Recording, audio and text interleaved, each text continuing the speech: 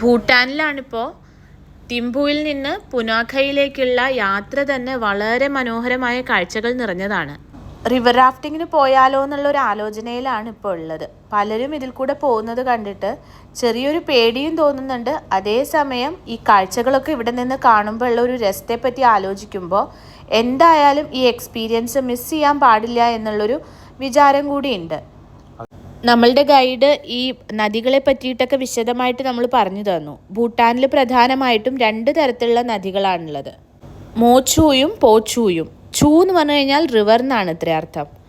മോച്ചു എന്ന് പറഞ്ഞു കഴിഞ്ഞാൽ ഫീമെയിൽ റിവറും പോച്ചു എന്ന് പറഞ്ഞു കഴിഞ്ഞാൽ മെയിൽ റിവറുമാണ്. മെയിൽ റിവർ ഭയങ്കര അഗ്രസീവായിട്ടുള്ള റിവറാണ് അത്ര. ഫീമെയിൽ റിവർ താരതമ്യേന കുറച്ച് ശാന്തമാണെന്നാണ് പറയപ്പെടുന്നത്. നമ്മൾക്ക് ആർക്കും വലിയ കാര്യമായിട്ടുള്ള നീന്തലൊന്നും അറിയില്ല. ഇനി അറിയാമെങ്കിൽ തന്നെ ഈ ഹിമാലയത്തിൽ നിന്ന് തണുത്തുറച്ചു വരുന്ന വെള്ളത്തിൽ നമുക്ക് അങ്ങനെ സർവൈവ് ചെയ്യാനൊന്നും പറ്റില്ല. പിന്നെ കുട്ടികളും കൂടി ഉള്ളതല്ലേ. അതുകൊണ്ട് നമ്മളുടെ ഗൈഡിൻ്റെ നിർദ്ദേശപ്രകാരം നമ്മൾ ഫീമെയിൽ റിവറായിട്ടുള്ള മൂച്ചുവിൽ കൂടെ തന്നെ റിവർ റാഫ്റ്റിംഗ് നടത്താമെന്ന് തീരുമാനിച്ചു. ഏകദേശം 1 മണിക്കൂറാണ് ഇതിൻ്റെ സമയം വരുന്നത്. അതുപോലെ തന്നെ 8 മുതൽ 9 കിലോമീറ്റർ വരെ ഈ വെള്ളത്തിൽ കൂടെ നമ്മൾ റിവർ റാഫ്റ്റിംഗ് ചെയ്യണം. നമ്മളിത് മുൻപ് ചെയ്തിട്ടുള്ള ഒരു പ്രക്രിയയല്ല. നമുക്കിതിനെപ്പറ്റി യാതൊരു ധാരണയും ഇല്ല എന്നുള്ളത് നമ്മൾ ആദ്യം തന്നെ കൂടെ വന്ന ആളോട് പറഞ്ഞു. ഞങ്ങളുടെ ഈ റബ്ബർ ബോട്ടിൻ്റെ ക്യാപ്റ്റൻ ഉണ്ടല്ലോ, ഒരു ഭൂട്ടാനീസുകാരനാണ്.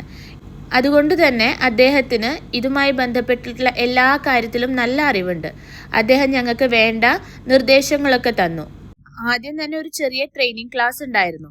എങ്ങനെയൊക്കെ നമ്മൾ ഇതിനോട് സഹകരിക്കണം, മുന്നോട്ട് പോകാൻ പറയുമ്പോൾ എന്തൊക്കെ ചെയ്യണം, അതുപോലെ തന്നെ ചെറിയ ചെറിയ റാപ്പിഡുകൾ അവിടെ വന്നു കഴിഞ്ഞാൽ നമ്മൾ എങ്ങനെ അത് കൈകാര്യം ചെയ്യണം തുടങ്ങി എല്ലാ കാര്യങ്ങളും അദ്ദേഹം വിശദമായിട്ട് തന്നെ നമ്മളോട് പറഞ്ഞു തന്നു. അങ്ങനെ ഞങ്ങൾ 4 പേരും ക്യാപ്റ്റൻ്റെ കൂടെ യാത്ര തുടങ്ങി. വല്ലാത്തൊരു എക്സ്പീരിയൻസ് ആണിത്. നമുക്ക് പറഞ്ഞ് അറിയിക്കാൻ പറ്റില്ല എന്ന് തന്നെ വേണം പറയാനായിട്ട്. നമ്മളിങ്ങനെ യാത്ര ചെയ്യുമ്പോൾ നമ്മുടെ മനസ്സിൻ്റെ ഉള്ളിൽ കുറേ നെഗറ്റീവ് ചിന്തകളൊക്കെ വരും. ഇതിനെന്തെങ്കിലും സംഭവിക്കുമോ, നമുക്കിതിൻ്റെ ഇടയിൽ എന്തെങ്കിലും സംഭവിക്കുമോ എന്നൊക്കെയുള്ള പോലത്തെ നെഗറ്റീവ് ചിന്തകളൊക്കെ വരും. പക്ഷേ നമ്മൾ ഈ എക്സ്പീരിയൻസ് ചെയ്യുന്ന കാഴ്ചയുണ്ടല്ലോ, ഇതൊരു വണ്ടർഫുൾ എക്സ്പീരിയൻസ് ആണ്. എത്ര പറഞ്ഞാലും അത് നമ്മൾ എക്സ്പീരിയൻസ് ചെയ്താൽ മാത്രമേ മനസ്സിലാവുള്ളൂ. അങ്ങനെ ഈ മനോഹരമായിട്ടുള്ള കാഴ്ചകളൊക്കെ കാണുമ്പോഴും ഞങ്ങളുടെ ചെവി എന്താണ് ക്യാപ്റ്റൻ പറയുന്നതെന്ന് അറിയാൻ വേണ്ടിയിട്ട്, എന്താണ് ഞങ്ങൾക്ക് അടുത്തുള്ള ഇൻസ്ട്രക്ഷൻസ് പറയുന്നതെന്ന് അറിയാൻ വേണ്ടിയിട്ട് ശ്രദ്ധിച്ചിരിക്കുക തന്നെയാണ്. ക്യാപ്റ്റൻ പറയുന്നതിനനുസരിച്ച് നമ്മൾ ഫോർവേഡ് മൂവ് ചെയ്യുന്നുണ്ട്, സ്റ്റോപ്പ് ചെയ്യുന്നുണ്ട്. ഇടയിൽ അവിടെയുള്ള ആ ഒരു കയറ് പിടിക്കാനായിട്ട് ഞങ്ങളോട് പറയുന്നുണ്ട്, കാല് ലോക്ക് പൊസിഷനിൽ വെക്കാനായിട്ട് പറയുന്നുണ്ട്.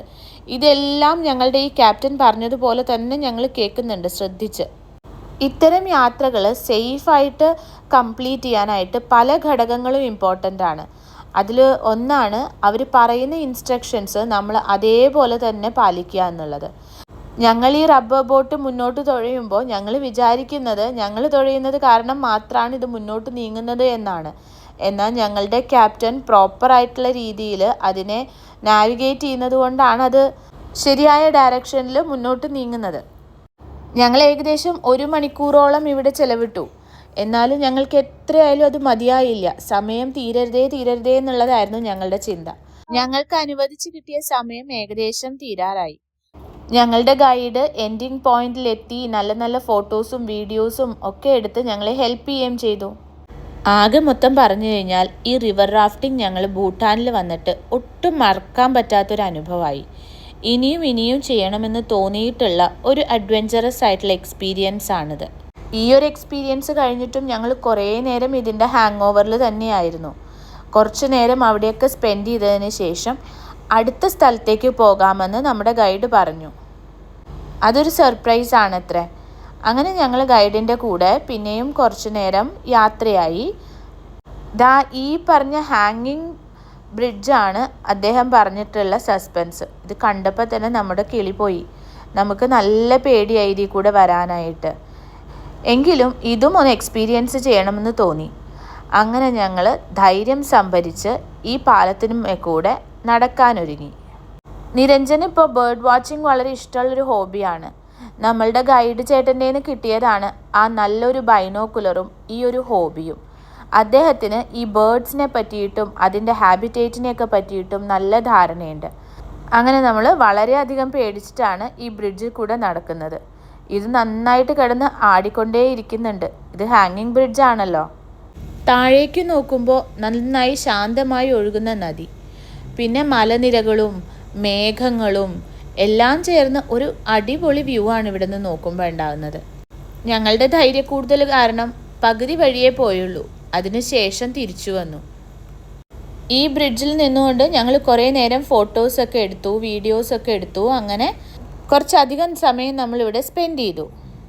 ഈ ബ്രിഡ്ജ് ലോക്കൽ വില്ലേജേഴ്സിനും വളരെ ഇമ്പോർട്ടൻ്റ് ആണ്. ഈ റിവർ ക്രോസ് ചെയ്യാനായിട്ട് അവർ ദിവസവും ഉപയോഗിക്കുന്നത് ഈ റിവറാണ്.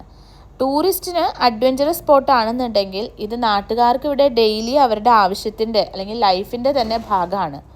നമ്മളുടെ ഈ കറക്കങ്ങളൊക്കെ കഴിഞ്ഞ് വന്നപ്പോഴേക്കും കുറച്ച് നേരമായിരുന്നു. പിന്നെ നമ്മൾ പുനോക്ക എന്നുള്ള ടൗണിൻ്റെ ഭാഗത്തേക്ക് പോയി. ആ ടൗണിൻ്റെ ഭാഗത്ത് നിന്ന് കുറച്ച് ഉള്ളിലേക്ക് കടക്കുമ്പോഴാണ് നമുക്കുള്ള സ്റ്റേ അറേഞ്ച് ചെയ്തിട്ടുണ്ടായിരുന്നത്. ഗൈഡിൻ്റെ നിർദ്ദേശപ്രകാരം അത് വളരെ പഴയൊരു ഹോട്ടലാണെന്നുള്ളത് മനസ്സിലായി. എന്നാൽ താമസവും അവിടുത്തെ ബാൽക്കണിയിൽ നിന്നുള്ള വ്യൂവും ഒക്കെ നല്ല രസമായിരുന്നു. നമ്മൾ ചെന്നപ്പോൾ തന്നെ ഡിന്നർ കഴിക്കാൻ റെഡിയായി. നമ്മൾ ഡിന്നർ ഭക്ഷണവും കാര്യങ്ങളൊക്കെ കഴിച്ചതിന് ശേഷം പിന്നെ റൂമിൽ പോയി. ഭക്ഷണവും നല്ലതായിരുന്നു.